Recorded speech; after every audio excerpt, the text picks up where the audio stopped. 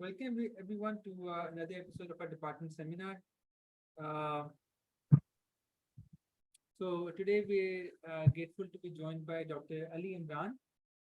Dr. Ali is a senior scientist at Pfizer. So we're very excited to hear from you, Dr. Ali. He'll be speaking about understanding oncogenic alterations of protein hub using biolayer interferometry and other ensemble approaches. So thank you very much, Dr. Ali, and we'd love to hear from you. Then at the end of your presentation, we hopefully will have questions to understand it better. So if you can share your screen. Let me do that. Yes, I can share my screen. So I see that my screen is visible and it's visible. We can start. Okay. Thank you for the kind introduction. The title of my talk is Understanding the Oncogenic Alterations of a Protein Hub using Biolayer Interferometry and Other Ensemble Approaches. Now, I understand this is a big title. It has very unfamiliar words in them. And I understand that the audience is more physics-based, and this is like kind of leaning towards a bit of biochemistry. I'm going to break it down into what each term is and just talk about the general information that would help us contextualize everything for this work. Okay, so I'm going to be talking about proteins. What are proteins? What's a protein hub? Which protein hub are we interested in? I'll talk about what biolayer interferometry is, how it works, and what we use it for. I'll talk about the other ensemble approaches, which are something we use to validate our results from biolayer interferometry. So is my voice clear for everyone? Yes, it's perfectly clear for me. Okay, perfect. Everyone in the lecture. Okay. So we start with proteins. What are proteins? So these are the basic building blocks of the human body. You have these involved in every structure that forms and every function that is performed inside the cells. So they're pretty crucial to our functioning, and studying the interactions between proteins helps us figure out how diseases work, how we can tackle any like those diseases, and how we can design therapies for them. So a basic protein is made up of amino acid residues. Give me a second. So we have amino acid residues. There are 21 amino acids occurring naturally in nature. And when you have sequences of these amino acids come together, you get something called a primary structure of a protein. So these are a linear chain of amino acids connected together that form the primary structure of the protein, right? And once they fold, you get the secondary structure, and you get the tertiary structure, and so on and so forth. Now, all the information needed for the protein to fold and for the protein to function is encoded in this linear chain. So if you change, or if you mutate this chain, it can have very drastic impact on the protein. And we'll talk about that in the second half of this presentation, right? So if you have a large chain of amino acids, you get proteins. But if you have a small chain, let's say made up of 14 or 20 residues, you get something called a peptide, right? So these are shorter chains. And a piece of information that would be helpful for this work is we measure concentrations in molar. So what that means is it means moles per liter. So let's say if I have a 20 millimolar of a protein, that means I have 20 millimoles per liter of that protein. Okay. And now the particular protein that we are interested in is WDR5 or WD40 Repeat Protein 5. Now this is a hub protein, and what that means is it involves in interactions with multiple proteins and multiple protein systems. It has two binding sites. So if you see over here on one of the surfaces of this protein, you have the binding site in blue called the Win site. And on the other surface, you have what we call the WBM site. right? So the Win site has surface components as well as cavity components, while the WBM site just has a surface component here. Now, why do we care about WDR5? We do because it's, again, involved in multiple systems. And what it does is it impacts epigenetic regulation. So it does not impact genes directly, but it can impact which genes get transcribed and made into proteins and which genes do not, right? So that makes it a very significant player inside the cell, right? And as I mentioned, it has established interactions with a lot of proteins. You have something called the set1 family. You have RBBB5, cancel 1, cancel 2, and MYC. For the purpose of this talk, I'll just be focusing on the interaction with set1 family. Okay. So this set1 protein family is made up of 6 family members. You have MLL1, MLL2, MLL3, and so on. And the reason it gets its name is that if you look at the linear sequence, the primary structure, so this is a representation of the set1 proteins, you see that you have something called the set region, which help it bind and regulate and kind of control methylation of histone H3K4. Now, this is the part, the epigenetic regulation part I'm talking about. By methylation of histones, you can impact which genes get transcribed, right? And what you also see over here is you have something called the Win motif. And this Win motif is what allows these proteins to bind to WDR5, right? So here's what we've done. We've talked about one particular protein, the WDR5, and we're talking about the other interacting partners. So this is WDR5 versus the 6 set1 proteins. Okay. Oh. So one thing about these set1 proteins is that they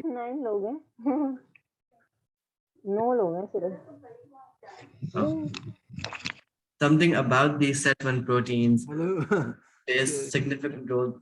The question? Okay. It's all right. Continue. Oh, sorry. Okay. Is that they play significant roles in cancers. And what I mean by that is so there are a lot of online databases that catalog which proteins are mutated in which tumors. So if you look at these databases, you see that one of the family members, ML3, is seen commonly mutated in breast cancer. Now, what that means is for those cancers, MLL3 mutations are more likely to be driver mutations. They're likely to be causes of that cancer as opposed to be passenger mutations. Okay, now these proteins, the set1 proteins, these are huge proteins. You have thousands of residues, and we cannot make these residues. We cannot make these large units in the lab, right? So what we do is we design peptides that contain the binding sequence. So if you look at these are the set1 family members. You have MLL1, MLL2, MLL3, 4, SETD1A, and SETD1B. For each of these family members, we have a peptide sequence that only contains the site binding to WDR, right? So if you look at these peptides and you get the structure of this interaction, what you see is that if this is WDR5, and these are overlapping structures, this is WDR5, the peptides come in, they bind to the surface, and they also insert into the cavity. So again, these peptides are not the full proteins. They're supposed to imitate the binding of the full proteins for our study. Okay, so you have surface interaction, and you also have this particular insertion into the cavity. So if you look at over here, this is this R, also known as an arginine, that you will see throughout each of the peptide sequences, right? So this arginine is crucial for the interaction because it gives this binding a lot of stable hydrogen bonds in here, right? And we've also studied that if you remove this arginine, let's say you replace this R with an A, an alanine, then this interaction completely falls apart. These peptides no longer have what they need to interact with WDR5. Okay, now I keep talking about proteins and I keep talking about interactions. How do we like how do we quantize these interactions? What parameters do we look at, right? We look at something called the binding affinity. Now, this is the equilibrium association constant. We look at the inverse of that, which is the equilibrium dissociation. And that is as a measure of the strength of the interaction. Now, all we need to know about this is that this constant, Kd, is measured in molars, moles per liter, and that the smaller the value, the stronger the interaction. So let's say if you have something in 10 to the minus 9 molar range, that's called the nanomolar range, that's a tight binding interaction. Then you get micromolar, which is slightly weaker, and you have millimolar, which is a lot weak, which is a very weak interaction. Okay, now what sets our research apart from other research is that we look at these proteins and we were not satisfied with just the KD. We also want to look at something called the kinetics, right? So by kinetics, I mean the association rate and the dissociation rate. So if you have two binding partners, A and B, they come together and they associate and to form the complex. And this association is governed by this K on association rate. So if you have an interaction that happens quicker, like faster, then you have a stronger interaction. If you have two proteins coming together and they interact very quickly, so that shows you it's a stronger interaction, right? So, but if you look at the complex, it dissociates as well. So you have this reversible reaction, and this dissociation is given by the KR.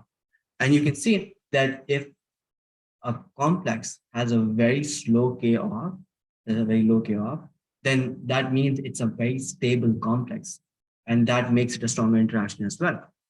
So what's interesting is not only can we look at the strength of the interaction, we can break down the contribution of the association and dissociation rates to that strength.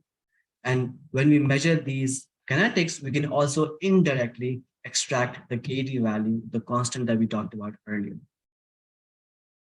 Okay, so far we've covered proteins. What are they? What is a hub protein? We've covered WDR5.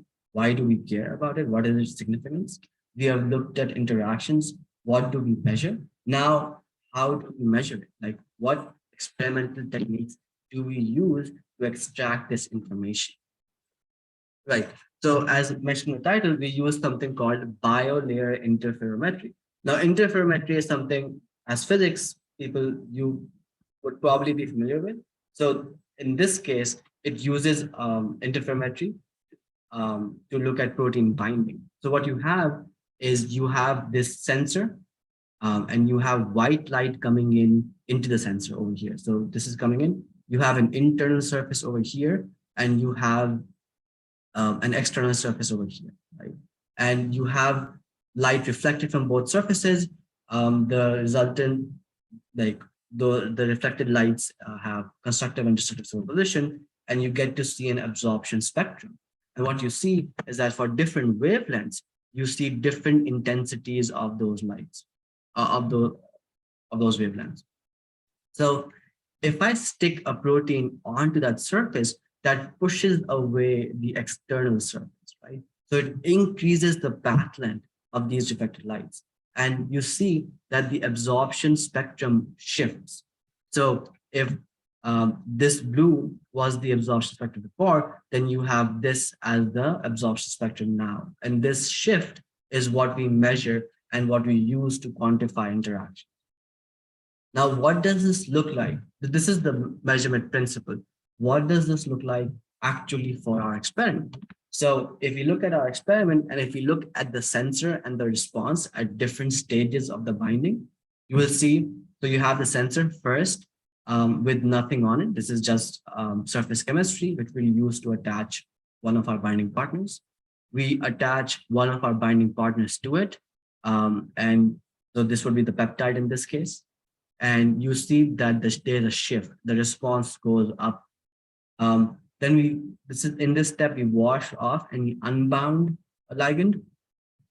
And then what we do is we take this sensor and we dip it into solution where different concentrations of our analyte, of our other protein are there. So one binding partner is on the surface, the other binding partner is free to move around in solution, right? And what you see is that you start seeing association for each concentration. And by fitting this association curve with these equations, you can get the association rate of the interaction, right?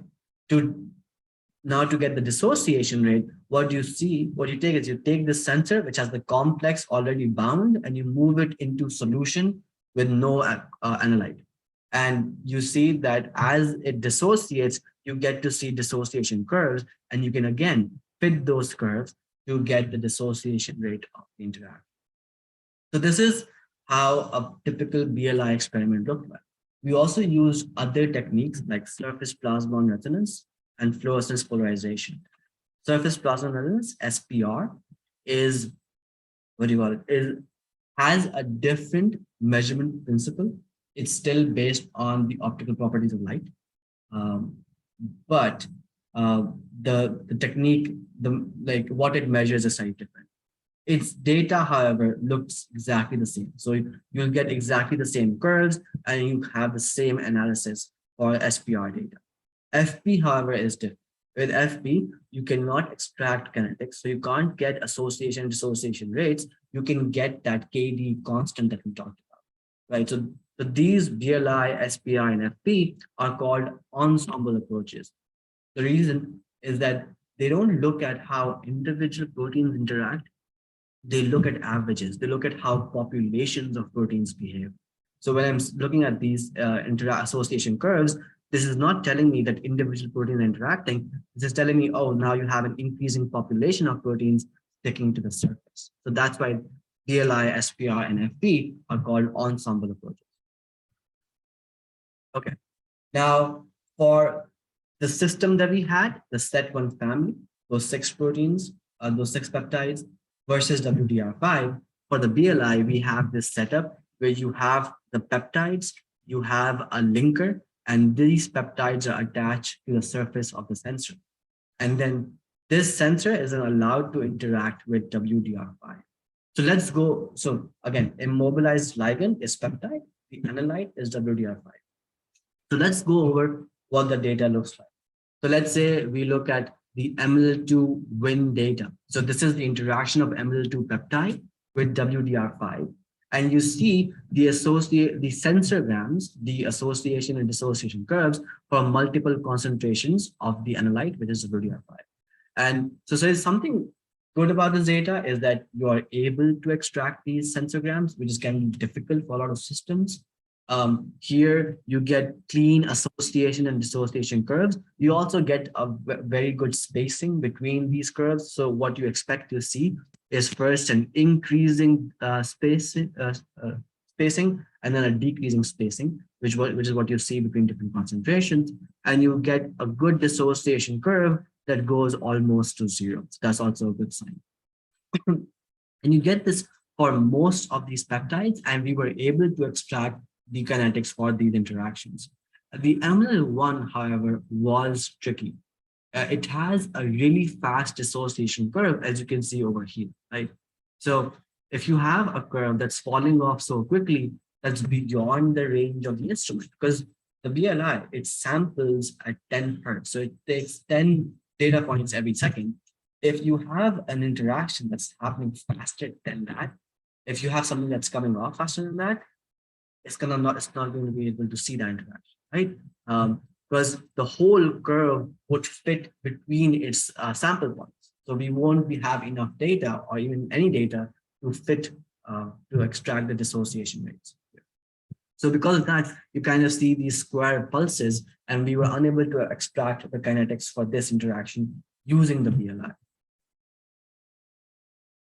Okay. Oh, now with the SPR, as I mentioned, a very similar technique, but what we did differently for this case is we changed the orientation of these binding partners. We have WDR5, the big protein attached to the surface of the sensor, and you have peptides free in solution, right? And we get the exact same curves. Now, the reason we do that, the reason we're using multiple techniques is there's a problem with reproducibility and inconsistency with different approaches in this field, where you can study an interaction through different techniques and get very different results, and that kind of that does not really help you in terms of what you should take forward, what data you should rely on. So the reason that's why we use two different techniques for the kinetics is so that we can validate our results. We can confirm that we get the same values if we have a different technique and different immobilizing conditions, right? So if you look at, again, the ML2 win, you have the association curves and dissociation curves. What is interesting is, if you noticed, here you had micromolar range concentrations. Here you have nanomolar range concentrations, right? And the reason we can do that with the SPR, we can use less of our protein, is because it is a much more sensitive technique. It does not need that much analyte to give us a usable signal. And but that's also a double-edged sword, because the sensitivity also can translate to more noisy data, which thankfully we didn't have over here, but it's a problem we also ran into. You'll see that if you look at ML1, again, you have too fast of a dissociation rate to fit and extract. But because we could run so many different concentrations, we were able to extract KD values. And you can, here, there's another method to extract KD by looking at just the response level, not the curve, but how far up the curves go. And that gave us some measurement of KD.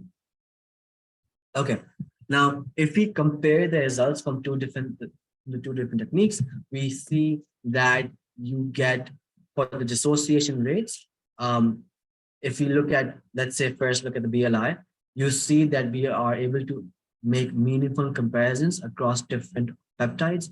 We can say for sure that the ML3 is much more stable than the SETD1A. The reason we can say that is because ML3 has a slower on rate and SETD1A has a faster on rate. But this is a log scale. So this is like an order of magnitude difference between the two.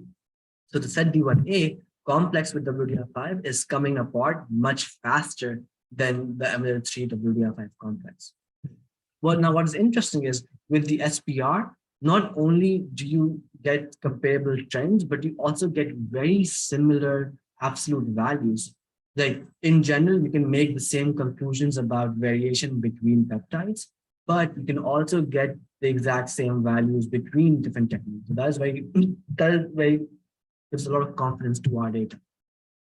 Now, let's look at the association rates for these interactions. You get, again, for the BLI, what you see is that across these peptides, you get very similar values. There's not much change in association rate across these peptides.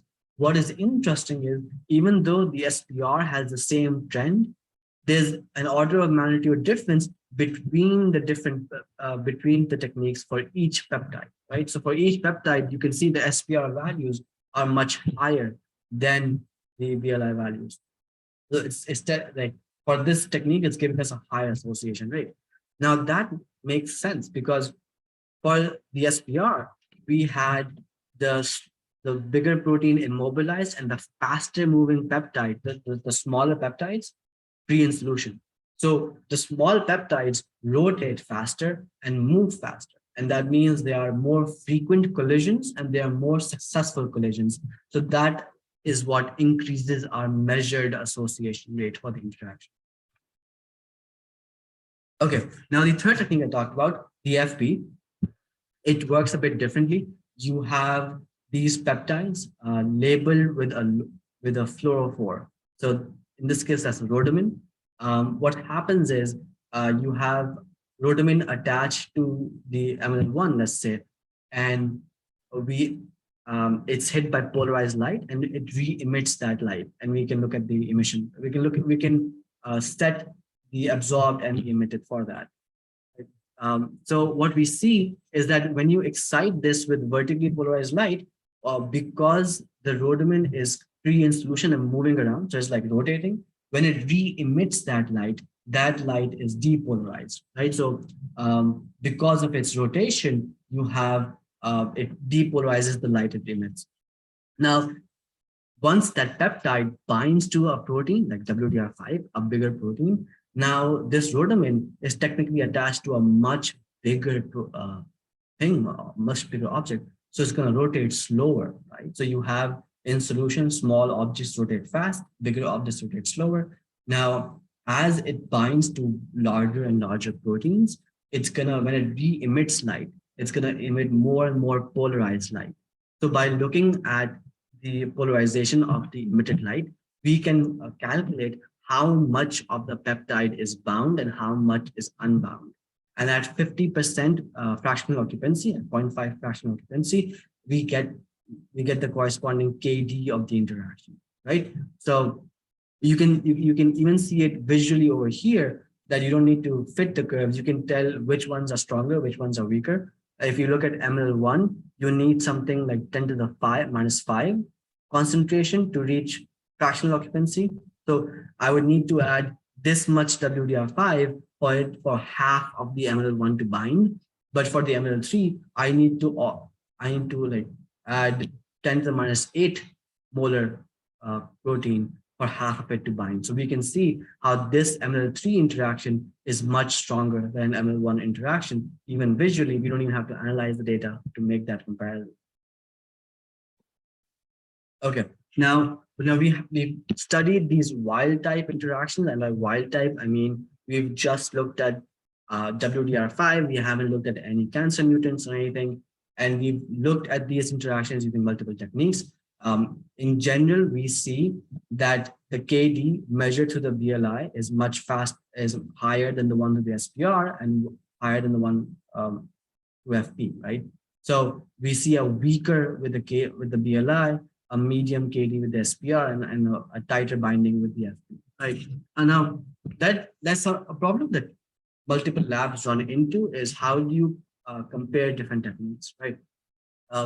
And what is interesting is even though the absolute values within each peptide are different, the same trend can be reproduced using every technique, right? So even though those values are different, you can still make comparison claims. You can still say, no matter which technique you use, you can say that the ML3 is a stronger interaction than the 31 interaction, and so on and so forth. Right? So that, as long as we are aware of these limitations and in terms of what comparisons we can make, it's fine. The absolute values can vary between those techniques. Okay, now in the title, I also mentioned oncogenic alterations. Now, what do I mean by oncogenic alterations and why is there a question mark over here? Right, so by this, I mean mutations that we saw in cancer tumors. Now, the way we went about this is that we looked at a cancer database called COSMIC. And what we looked at mutations that were seen in WDR5 in tumors, right? So you have tumors, let's say you have skin cancer tumors, breast cancer tumors, stomach cancer tumors. We were looking at those tumors and we were looking at, is WDR5 mutated in these tumors? Like, was it affected? And if it's mutated, where are those mutations and what are those mutations, right? And the way we kind of narrowed down our data set is we divide our tumors up into many categories. We looked at tumors which had an N of less than 10,000. What I mean by that is a tumor can have multiple mutations. So you can have tumors with 50,000 mutations, right? And we are picking one mutation randomly from it, right? So if I pick one out of 50,000, that is less likely to be a driver mutation and more likely to be a passenger mutation. But let's say if I have a tumor which has only 20 mutations and I pick one mutation out of that, then it is more likely that that mutation is a driver mutation, that mutation is one of the causes of the cancer as opposed to being just along for the ride. Right. So we looked at WDR5 mutations in these subcategories of tumors. And what we looked at is the clustering of these mutations. Do these mutations cluster, and do they cluster around a particular site?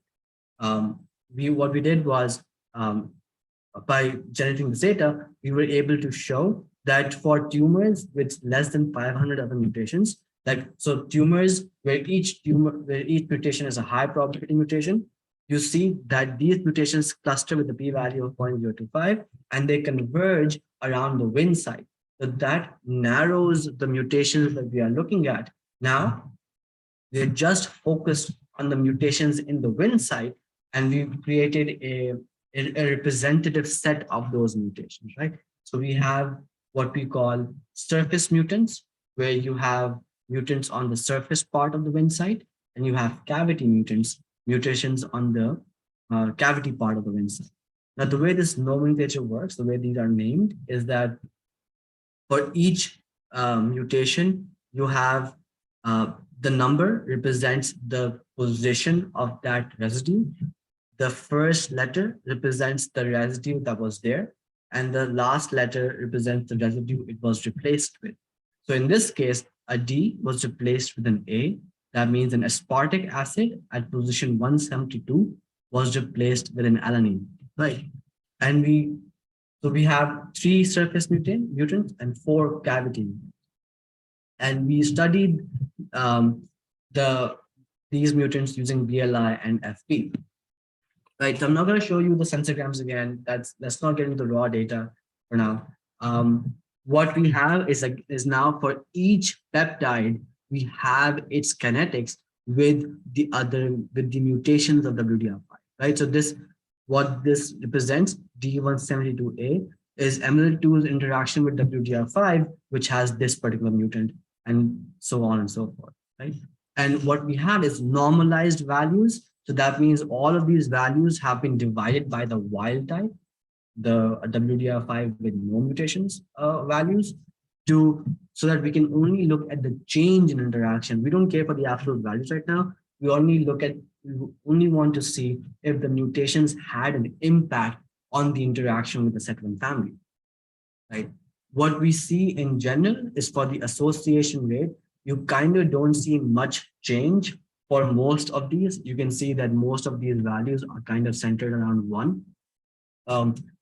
F13TL is an exception. This cavity mutation, you can see that for each of the peptides, you can see that the interaction has become slower. So if this is the value of the wild type, you see that you have slower association rates for these interactions.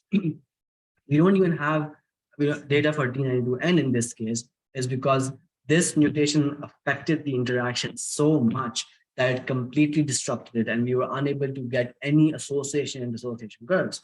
Right? If there's no interaction, we have no sensorgrams to fit. We have no data to fit. So we were unable to get anything for this particular mutant. Now let's look at the dissociation rates of the interaction. So, like I said, we've divided our data set into surface mutants and cavity mutants. In general, what you see is that apart from a few exceptions, the surface mutants don't have much of an impact on the interaction. We think because the peptides on the surface can kind of move around and find other spots to bind to if you kind of destroy one spot. But for the cavity mutants, you see all of them have a significant impact on the interaction. So for the F13DL, you can see that the dissociation rate has gone up for all of these peptides. So if you look at this bar for all of them, and what this shows you is that if you have a faster dissociation rate, that's a weaker interaction. So what this shows you is that this particular mutation inside the cavity has really disrupted the interaction, has really made the chaos faster for each of the interaction. What is interesting is S175L, this particular one, where you can see that for some peptides, it has no impact. For some, it increases the off rate, so it makes the interaction weaker. And for this particular case, it decreases the off rate. So that means it's making a much more stable complex with this particular peptide. So that is surprising because these random mutations, you would expect them to damage, to disrupt an interaction. It's very unlikely for a mutation to come together and then make constructive interaction, make an like add something to the interaction that's already happening. So using those values, we were using the kinetics, we were able to extract the KDs, which is again just a ratio of the association and dissociation rate. You see that it only impacts, that it has the same interpretation as the off rate. And so we have these values, and these are in vitro values for the kinetics to kind of look at the possible impact on histomethylation because of these mutations. The next step would be doing enzymatic assays. So further in vitro study and then some in vivo study to kind of figure out the potential impact of these mutations. Like, we also have FP data, which gives us the same as BLI data. I'm not going to focus on this.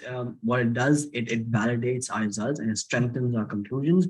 We can still say the same things about each peptide. What is interesting is because MLL1, because FP can look at weaker interactions, we were able to get KD values for the MLL1, which we were unable to do for the BLI. Okay. Now the reason we call, like I had the question mark in that slide, the oncogenic alterations, is because what we've done is we've established which mutations are likely to be significant, and we've looked at which mutations have an impact when we look at just the kinetics, right?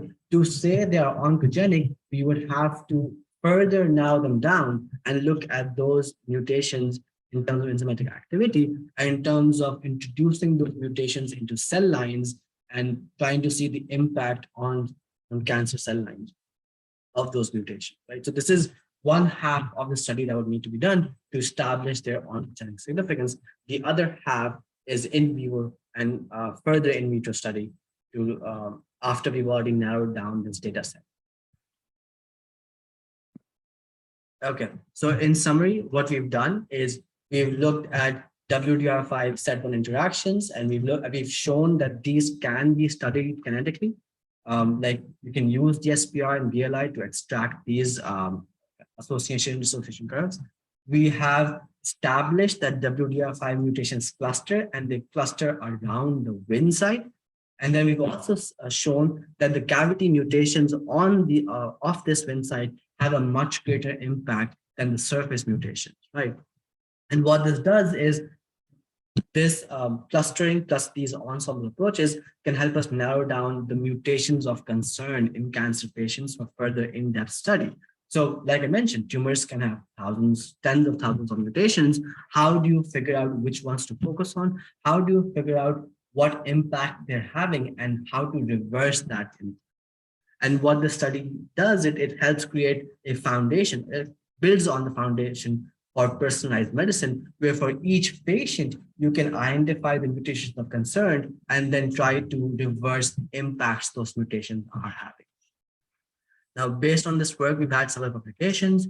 We have most of our work has focused on the SET1 binding to WDR5 through the Wnt site, but we've also performed like research for the WBM site, and those those manuscripts are under preparation right now. Future work in this regard would look at the complexes. So we've looked at peptides versus a protein, right? But we also know that there are several other proteins involved in the interaction called the WRAD complex. So the next step would be look at, well, how does the complex assemble with the SET1 protein? What are the kinetics of that complex? And how do those mutations affect that complex? Another thing is that you have the WBM site of WDR5, and at the end terminus, at the start of the sequence of WDR5, you have a tail, which is basically a flexible structure. And it seems that some of our data shows that that flexible structure may have an impact on WDR5's binding. So an exploration of that work is part of the future work. And the other thing would be WDR5's interaction with other proteins like MYC. MYC is a well-established cancer protein.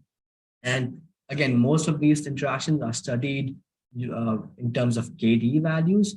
Kinetically, this is one of the first studies with WDR5.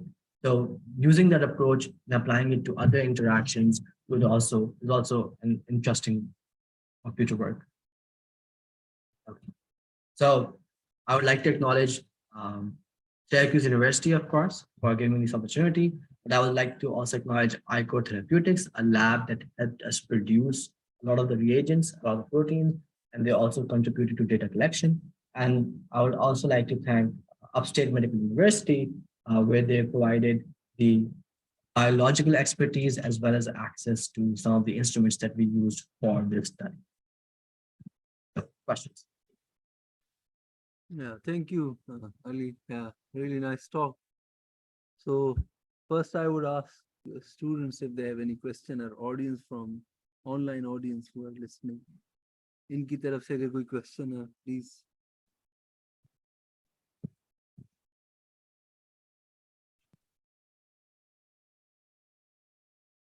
नहीं है कोई question?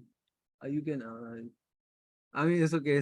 It's a talk in a biology, in a physics department of a topic which is biology. So yeah. It is very like, even though we have a physics-based thing, it's a very biochem talk. Yeah. Yes, yes. Starting the line between biophysics and biochemistry.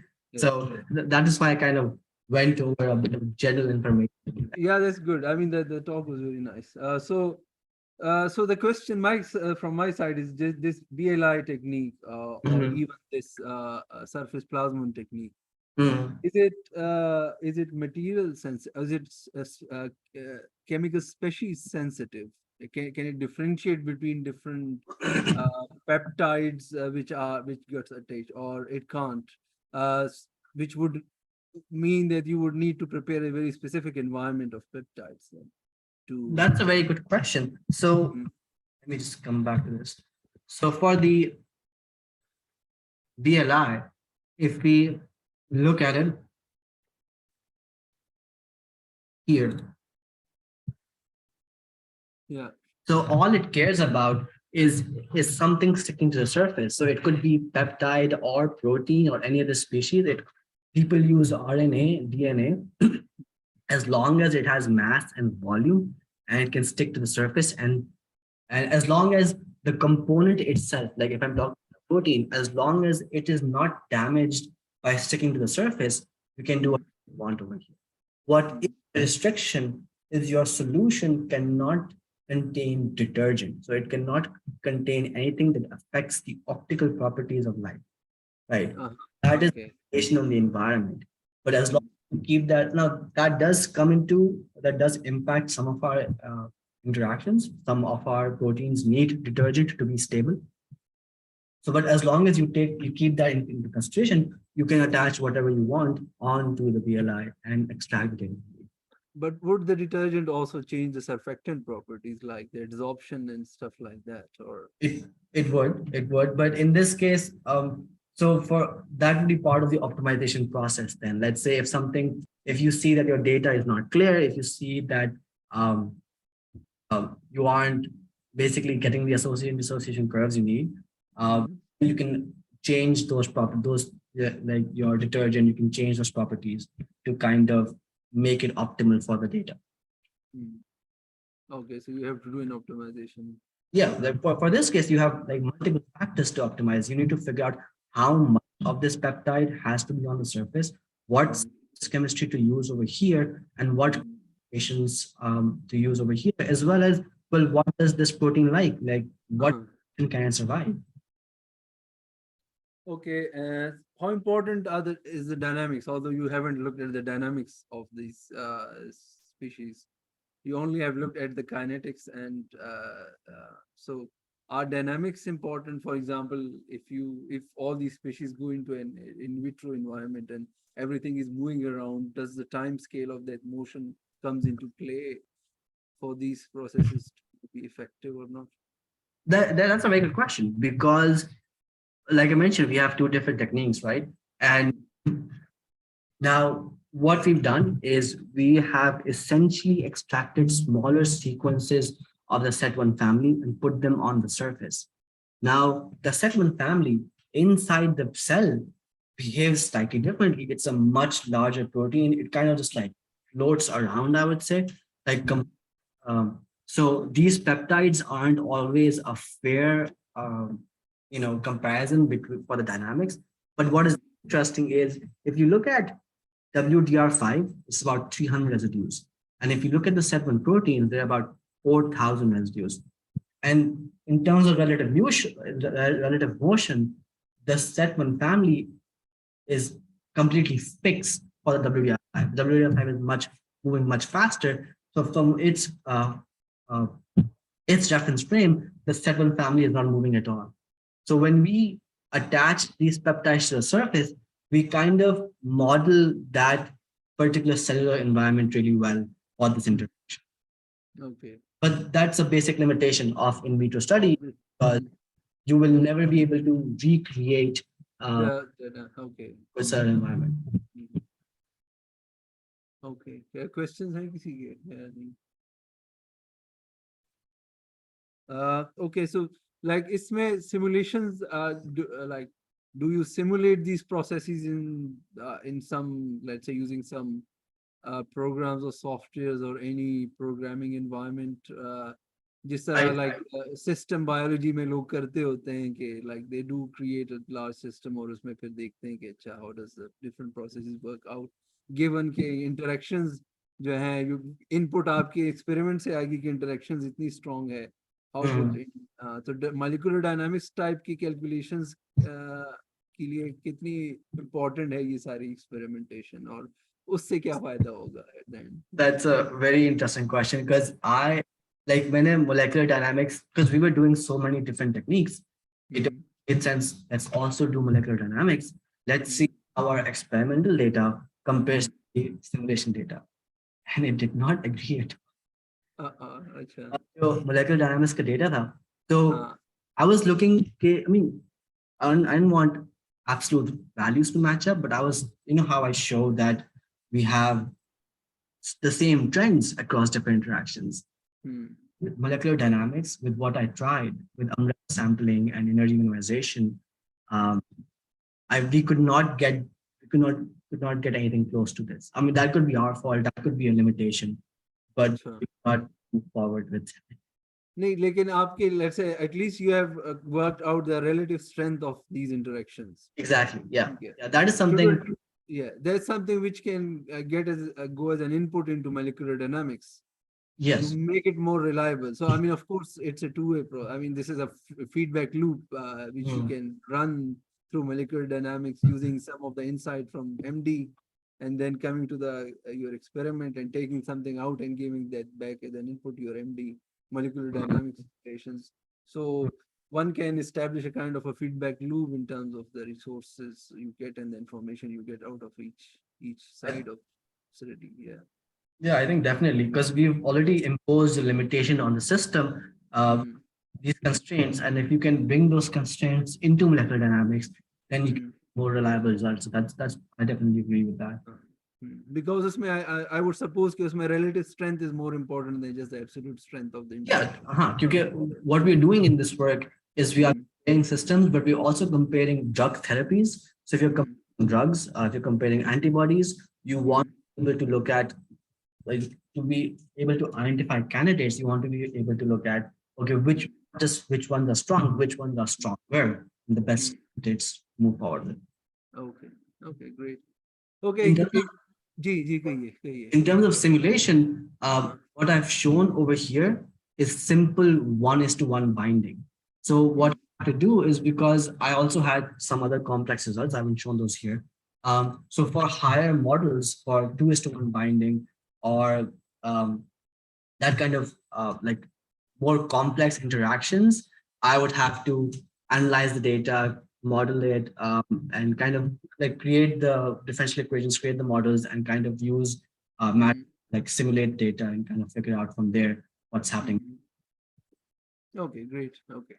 So, like एक last question मेरी तरफ से student के हवाले से. I mean, for example, if we do have physics students who are doing undergrads, and let's Mhm. say they are doing a physics undergrad, let's say with some experimental emphasis like either spectroscopy in materials, yeah, like बाकी के like material development and uh, spectroscopy techniques, and uh, so how can like how what is the pathway to go from such a material or material physics perspective education into a biological problem? तो किस तरह के skills सीखने पड़ते हैं ये transition करने के लिए, because you have been through that thing. So कुछ आप advice करोगे ऐसे students के लिए जो let's say physics से biological physics biophysics के problems की तरफ जाना चाहें या आगे उसमें career की तरफ जाना चाहें. So what are the pathways available और किस तरह की direction उनके लिए बेहतर रहेगी? Yeah.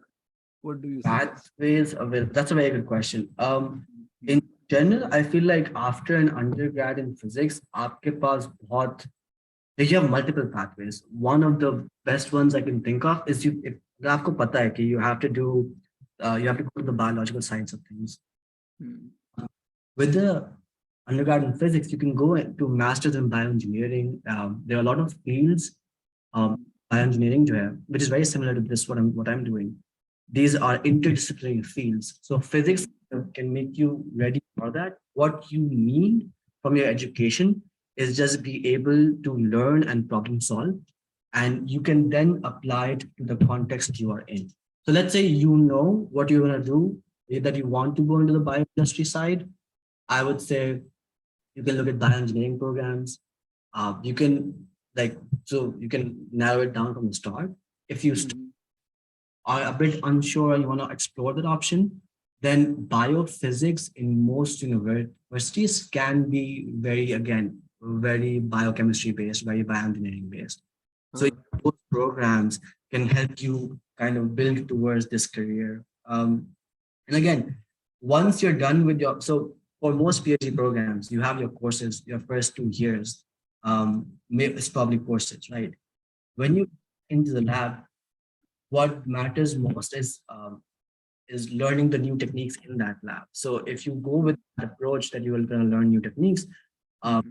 still kind of transition into a more in like the biopharmaceutical industry role, right? So for me, I did 2 years of courses, and those in my PhD, and that was quantum mechanics, general relativity, all of that. Huh.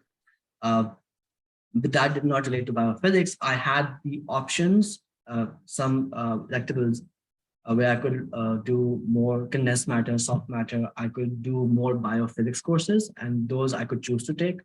And Hmm. third year onwards, it was just about focusing on the experiments and kind of learning what it is valuable for those experiments. You do that for 2, 3 years, then you can go really far in that field. Okay, so जो आपकी जो physics की understanding है, how far that helps you out in, let's say, अब जैसे आपका काम है तो उसमें जो आपकी physics की grounding है कितना help out करती है? सरप्राइजिंगली इस फील्ड में फायदा ये है कि इस फील्ड में जो काफी लोग जो हैं दे डोंट लाइक मैथ. तो Hmm. आपके बायोलॉजिस्ट होते हैं और केमिस्ट होते हैं, डोंट लाइक मैथ. तो हाँ. I bring that in, so that's very helpful. Yeah, like I talk about ethics, and it's a very basic concept. But some students you talk to which have done this for a long time, they're like, we don't like kinetics. That's too much math for us. And I'm like, that's one equation. What are you talking? So I think from my physics training, I bring in a problem solving approach, and I bring in a lot of mathematical training for this. Okay, and that's okay. That helps in Yeah. that give you an edge over students who just come from biological background. It does, because आपके पास physics में you have mathematical training as well as the ability to apply that to situations. Mhm. It's very useful. अच्छा, जो लोग already अब let's say physics में PhD कर रहे हैं, we do have physics PhD students as well, तो can they move over to biology? Yeah, there is no hope. Can they Let's move over say, to- yeah, biomedical side pe jana like if they want to switch over, what are the ways available? I mean, let's say if Um, someone um, wants to make this switch. so industry switch always depends on uh, like mostly depends on आपकी field का overlap कितना है industry के साथ. I ठीक है, did DLI and SPR. I did that hmm, PhD.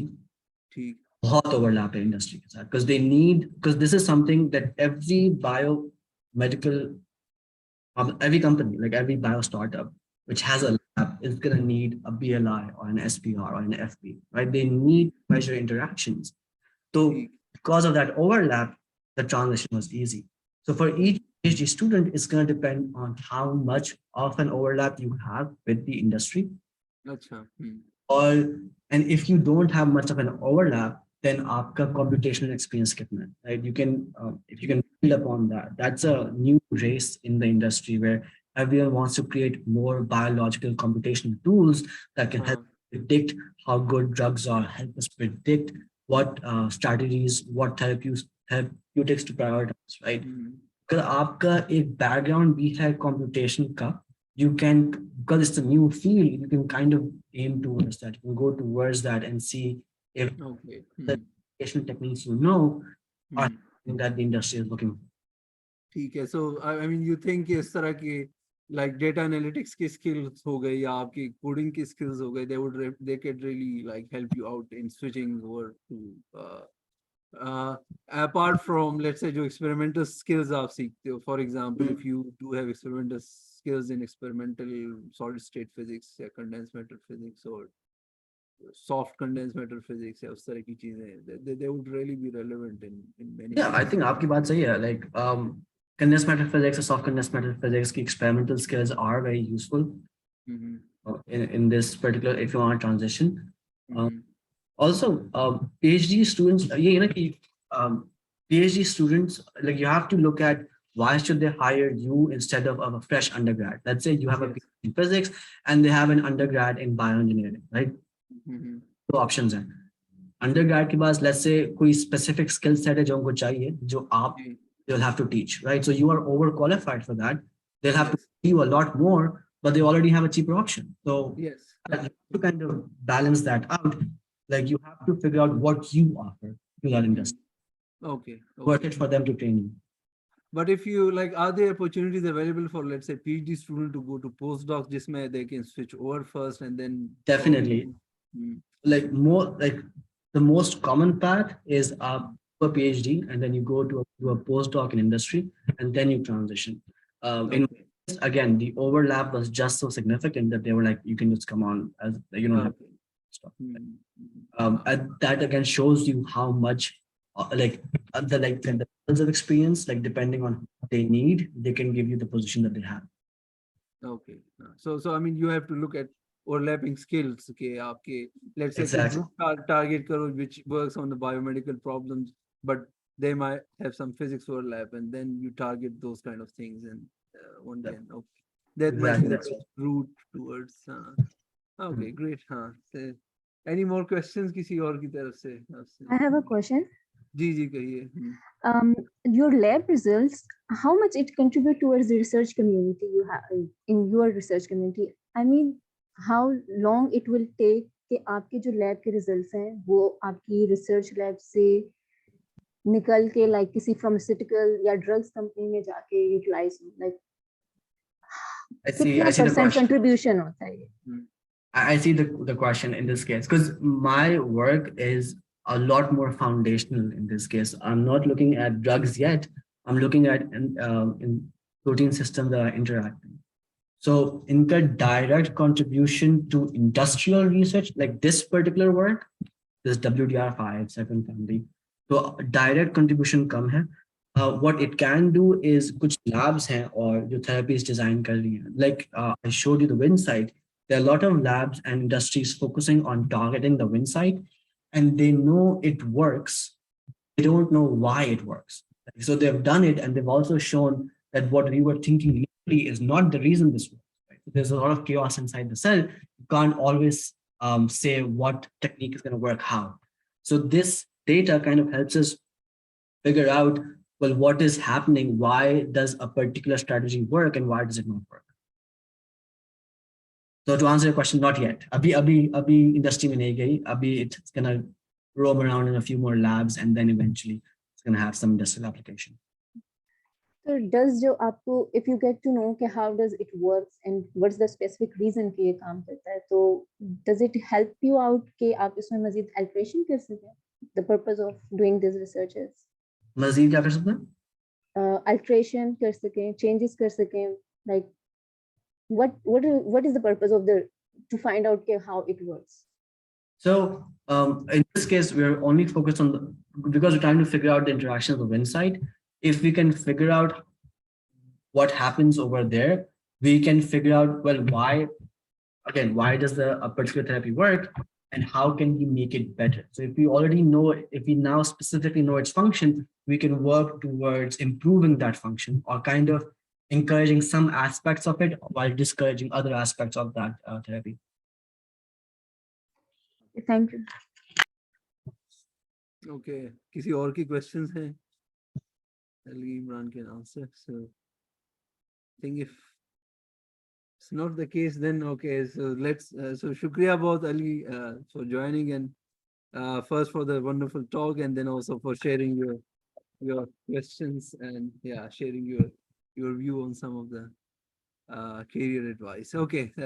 Thank you again, and yeah, hope we would keep you keep you in the loop and keep in contact with the students in let's say aage bilkul. So Thank you so much for having me. And if anyone wants to reach out about how to like transition from fields, if any I can offer, I would love to. So, yeah, I think yeah, there's a whole new world out there, and people are not aware of, even especially the physics student. I mean, it's easy to miss out on those opportunities, but it's good to know of them. There are options available outside. So okay, yeah, thank you, Ali, and then yeah, so hope to see you again sometime later. Yeah. Thank you so much. Okay, बहुत शुक्रिया.